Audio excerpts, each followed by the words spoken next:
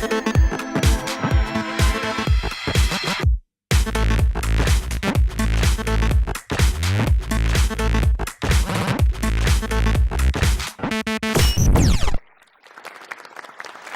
and welcome to The Y Generation, a show where we tackle all the big issues and chat about everything else in between.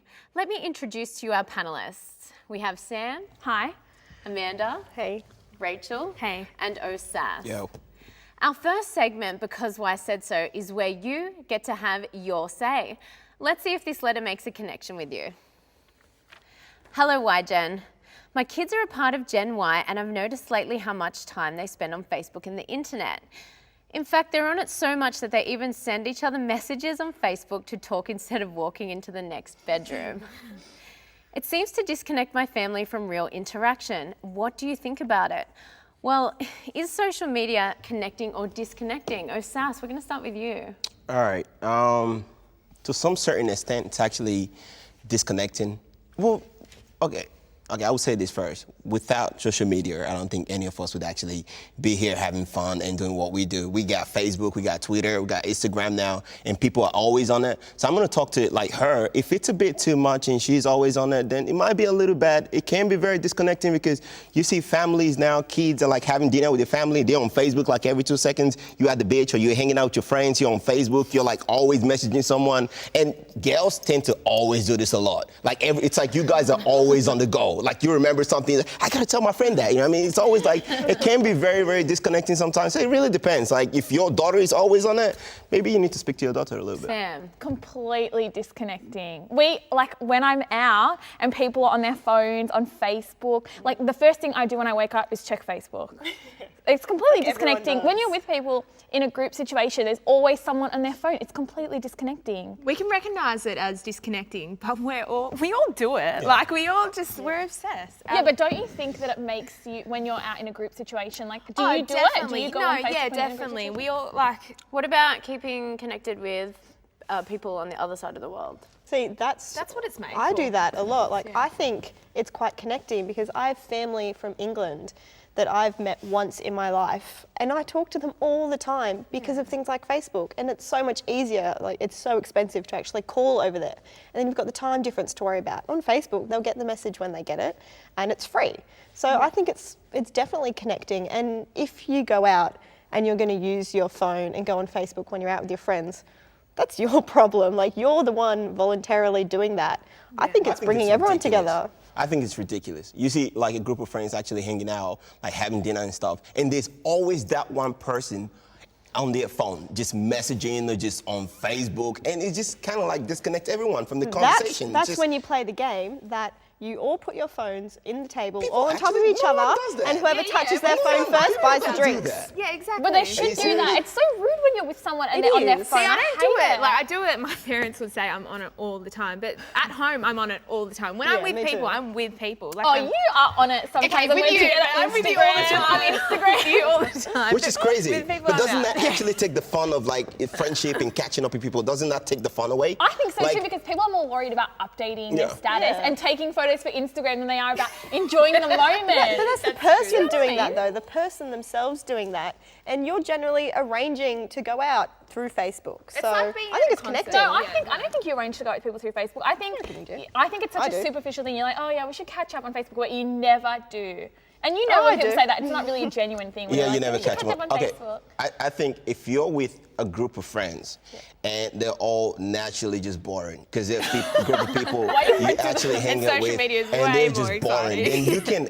I've been to a place where I actually got introduced to everyone. I didn't know any of them. And then when my friend actually left, I'm like, this is quite boring. I just took out my phone. I was on Facebook like every 2 seconds, which which was in that instance was okay because I didn't know anybody there. You know what I mean? But if you know everyone, like if you're just like, oh, these people are boring, I'm just gonna go on. Even at work, people do it. They bring in their phone, like I'm gonna go message my friend or like go on Facebook or something like that. If your friends are boring, it sounds like you may need some I'm not talking about my friends. Hey, I'm not dissing my friends. Moving on from connecting via technology and onto connecting physically. Hi, YGen crew. I am a 19-year-old hottie. Also, my girlfriends tell me. And I went out last weekend with my friends to this cool bar we often go to in the city. When I was getting a drink, I noticed this girl smiling at me from across the room. She was standing there with her boyfriend. She came over to me and I thought she was going to ask about my clothes or something, but instead she asked if I'd like to go home with her and her boyfriend for a threesome. I was so stunned that I said nothing and just raced off to find my friends. When I told them, they just laughed and said, "That's so in now." I felt really stupid. I just wanted to get your opinion. Are threesomes really in, and how many people do you think is too many when it comes to sex? Signed, Not So Sexy Lexi. Not so sexy. There were 4 in the bed and the little one said. Rachel, let's get you to kick this one off. I don't think threesomes are in. I think they've always been around, like ever since humans were procreating. Is that the right word? Yeah, exactly. I think like it's happened since the beginning of time, but I think it's a personal decision if you're gonna participate. Don't do it because it's a trend. Yeah, I think like whatever you want to do, it's your business. People enjoy it. I didn't know that it was that out there that you could be hanging out in a bar and someone comes up like, "Hey, want to have a threesome?" If you feel like it, then say yes to it and go for it. If you don't want it, then But do you don't. think there's like too many? Like, how many do you think is too many?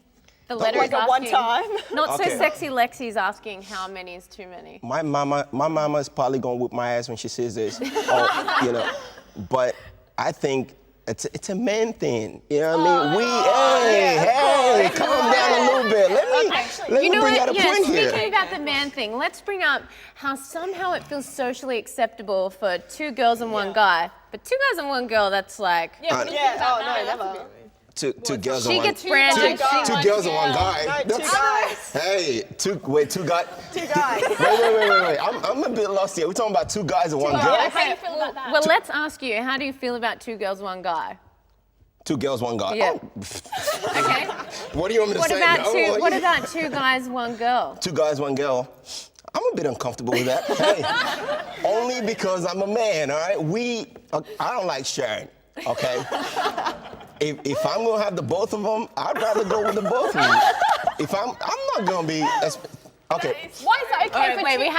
we haven't really heard from the girls on this. Why is it okay for 2 girls to do it and not 2 guys and 1 girl? Don't ask Why? me. It's just a personal reason. I'm telling you, it's all right for 2 girls and a guy Amanda, too. we haven't heard from you yet.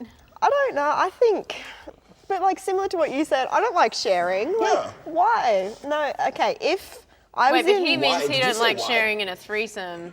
yeah, but just generally. Literally, one man, one woman. That's all you need. Yeah. Like, I mean, that's Okay, your personal opinion. If I'm in a relationship with someone, which I am now, if someone approached us and say, "Oh, hey, I really like you guys, can I join in?" I'd be like, "Back off, guy or girl? No, thank you." What if she was unattractive? Very attractive. Use the word What if she was attractive. very unattractive? Would it make a Any difference? way, I'd say no. Go, like I don't know. I don't. What if she was It's attractive? not that I want.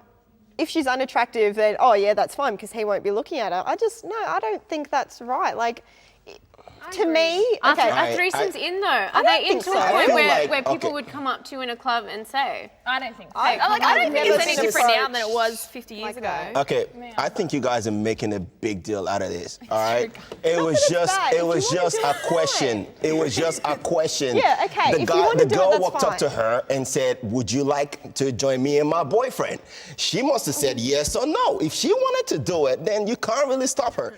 all right, well, what a shame we're out of time on that one. Whew. We'll be back soon on the Y Generation as we explore our obsession with reality TV. Don't go anywhere.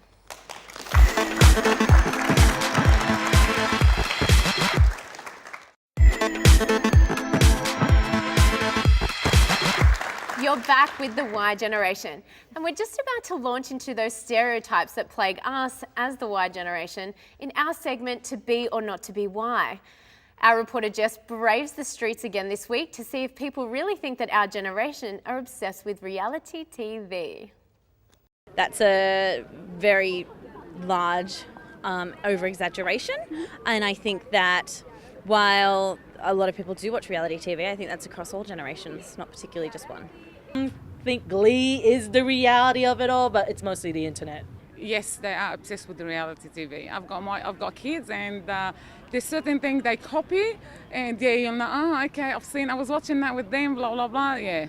It's a bit like saying baby boomers are obsessed with sitcoms or whatever, or maybe the X generation of sitcoms, I don't know.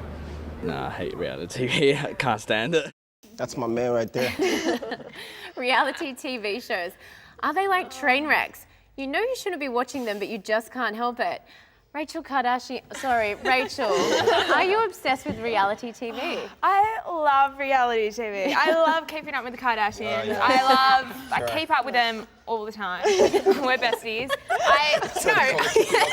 Not even that. Like any kind of reality, like MasterChef. I love it, and I don't think it's just us. I think I watch it with my parents. Family bonding time. I love it.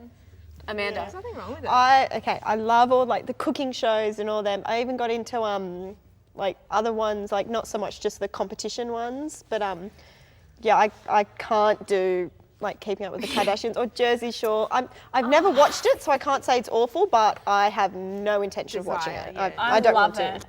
I love it. I'm addicted to it. I love it. And you know, and you get this, and people think oh, you're obsessed with the Kardashians, and you're it's not an intellectual thing, but I don't care. I love it. Yeah. It's just and you just have to watch it. And do you know what? It's not so much we're obsessed. I mean, these people are living a life that I'm never going to live. And you want to. And I'm interested. To. I want to, sometimes I watch it and I roll my eyes. I'm like, oh, you little spoiled brats. But I want to be one. Gen Y. I could just watch you guys all day. Seriously, your passion for this is just crazy. I need my own show. No, kidding. Maybe I can start mine as well. Let's just make this a reality TV show. How about that?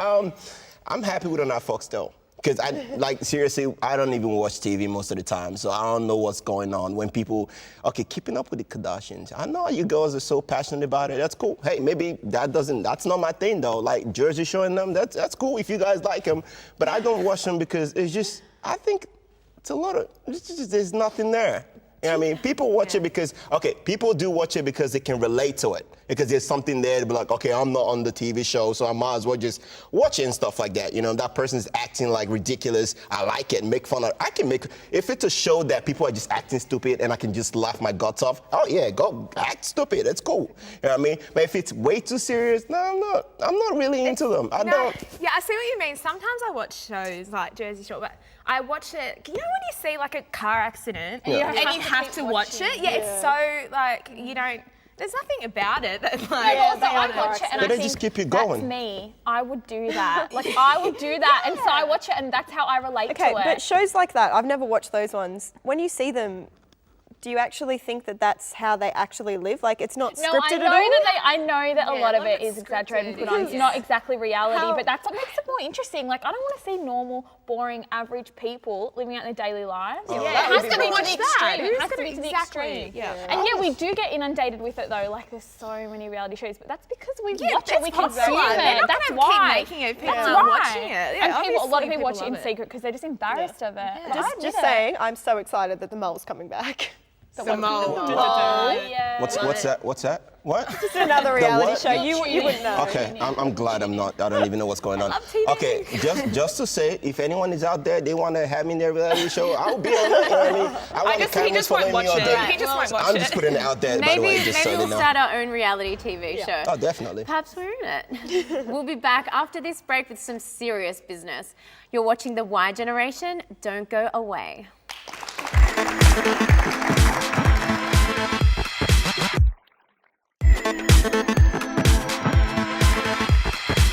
Welcome back to The Y Generation.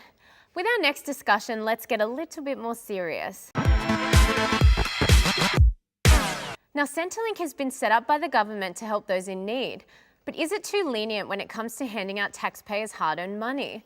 Let's face it, there are some people who take advantage of the system. So should people be drug tested before they can receive Centrelink payments? Sam, we'll start with you. Yeah, 100% they should be tested. Because I'm not working and earning money to give to people just so they can use and abuse it. Yeah, no way. I think 100% they should be tested. And I think in some cases, with carers or people who are on the disability pension, it's different. But people who are out of work and who aren't putting the effort to get a job and who are just staying at home and doing drugs, 100% should be drug they're tested. receiving And they that should be money- that money should be taken away from them. Well, if they're 100%. receiving that money and then spending it on drugs, surely they have enough money to sustain a life. That's right. Like, if they can afford the drugs, even with that money, and still survive, they don't need that That's money. exactly right, 100%. We're not just actually, well, I'm a taxpayer and maybe most of my money go to them and stuff like that. But we're just not talking about drugs here. Let's look at like alcohol and stuff like that. I went to a place the other day and you see this couple, they were fighting because they spent their money, their Centrelink money. It's like, oh, we're not gonna be getting paid till like the next fortnight or something like that. I'm like, so you actually get money from Centrelink, you don't have a job, and you spend all this money buying drinks and drugs and stuff like that. It's just, it's ridiculous. So I wouldn't mind paying more of my tax just trying to implement these laws to actually make them get drug tested every time before they get paid or Maybe something. if they don't get drug tested, but maybe, they were thinking about providing coupons to people who get Centrelink instead of They were instead thinking of of cash. introducing an EFTPOS card. I was saying that you could not 100% withdraw you cash should do on. that.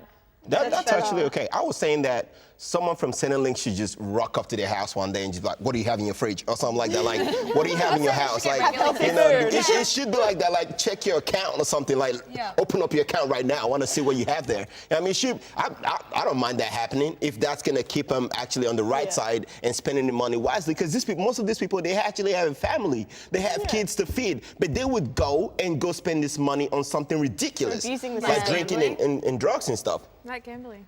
Yeah, gambling as well. That's another one. On the pokies and they spend all their money. How do you take money that you never worked for and go gamble with it, hoping you would win some more money? Exactly. I mean, When we're it's earning money crazy. to live. I wouldn't mind paying more money just so they can implement the law. Just saying, get drug tested before you get paid. Yeah. And it's just laziness. Go and get a job. Don't to support yourself. Don't like, you know what I mean? I hate that excuse, and it's different, like I said, when they're carers or at home and things like that, or they're looking if they after can't people, work for a that's reason right. like that, obviously they might be on drugs for medication, That's which is right, different. That's exactly. right, yeah. Some people are so comfortable not working. Yeah, but if people are on drugs for medication, they can just use an EFTPOS card to purchase at the chemist. Yeah, but drugs No, I don't that know are if like they- helping them, like Control pain. medical drugs. I think if they actually give him if they get paid into their account, they should be able to track their transaction and stuff like that, things that they actually spend the money on. Like a statement or something like that. When you actually pay with your EFTPOS card, it shows where you bought the stuff. Yeah. They should be able to provide evidence saying that I'm not spending my money recklessly. Just so they can get Because paid. it is actually quite hard to get Centrelink payments to begin with, but I think it's following through and following up and constantly checking, as you were saying, where's this money going? What are you doing with it? Is it hard to get Centrelink benefits? It's a lot of, it's not hard, but it's work. Like it's effort. and- You have to paperwork, and I mean, they obviously know they can get it. They know they're entitled to it, so they're going to put in that effort. Do people actually get paid a lot of money though, like Centrelink? Because I don't know how they live with that payment. I'm not sure how they live with It's not that. their drugs, money. Like it's not them earning money. exactly. So we should be able to control what they. If you're spend going on, to I school, if you're actually going to school and you don't have a job or something, you're like full-time student, then you should be getting it. I think they should review the whole thing about giving money out to people that don't have jobs. They should give you like a time limit, because if you don't get a job between the next like 6 months or something like that, they should cut off your payment. That's what I think. You know what I mean? Let's move on to something more global. The Earth is gradually heating up due to global warming, but does Generation Y even care? Amanda. Look, I think, so initially we had global warming and now we have climate change. Like, sorry, make up your mind. I personally don't think it's much of an issue, but that could just be me. If someone else thinks that it's really happening, it's really dangerous, that's fine. But I don't think we as a generation really care about it unless there's an actual event. Like Earth Hour, everyone is suddenly into, let's save the world, guys, let's turn off our lights for this that's hour. not enough. But then when that's over, suddenly that's it. We're all on our computers again. We're all using up all this energy again. So I don't think This people really might not be care. correct, but I did hear or read somewhere that the power surge from turning it all back on Is bigger than what sustaining we say. it. The hour that it's off, hey? Yeah. What do you guys think over here? I think as much as we get information or we get informed about global warming every day, or they keep saying something about global warming, and we know what it is. All right, Do but we? do we? I don't know. We get informed. You see them in the media talking about global warming like every day and stuff like that. But at the end of the day, Gen Y, do we really care? Yeah, I care. Do we really I care 100%. It's our future. We're going to be here for longer than the older generations. We should care. I don't know, we should care. We should be. But you and you know notice what, that- even if yeah. it's not global warming, we should be caring about the environment. I don't think that there's any excuse So for not what do caring. you do about that then? Oh, for instance, even like the government implementing the carbon tax, I think it's a good thing. But didn't I think it's once such a good that thing. happened, Someone suddenly needs everyone to take started action on questioning it. Yeah, because they're uneducated Yeah, about because it. they didn't want to pay for it. So Yeah, that's suddenly no one cared ridiculous. anymore. That's ridiculous. People say, oh, we should do things about the environment. Okay, well, they implemented the carbon tax. Pay for it. Yeah, What- do you know what's a what? big I deal? think Gen Y, probably from what Osas is saying, on media, like it's all most of us hear about it is the tax we're paying, the money we pay, and so it has negative connotations. But then Someone on the needs to other do side, something about it. you have that understanding that it's doing something. There's a reason why people are paying more or whatever. I think it's crazy. You know what I mean? Like, I care. ask me if I really care. I might just say, I don't know, to be Do you honest. believe Like, in global warming? Do you think it's a I've real heard problem? about it a lot of times. I've actually gone on the internet and I'm telling you the truth, all right? I'm a Gen Y person, and do I really go there? I do full research on it. I wanted to go on Google the other day and actually find out what it's all about. You know, is this really helpful and stuff like that? Yes, it might be. Maybe I should be concerned. But am I really concerned? What can I really do about it? Because all we do is get informed.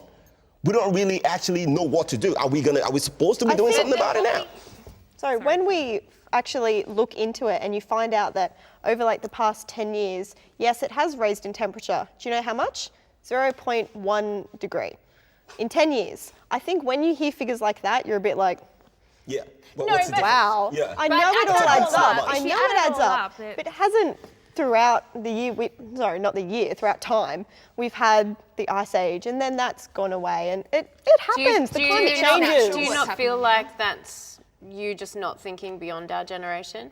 I mean, you're saying 10 years, but the world's been around for millions of years. Oh, definitely. But I believe that this will happen and then it'll cool down again.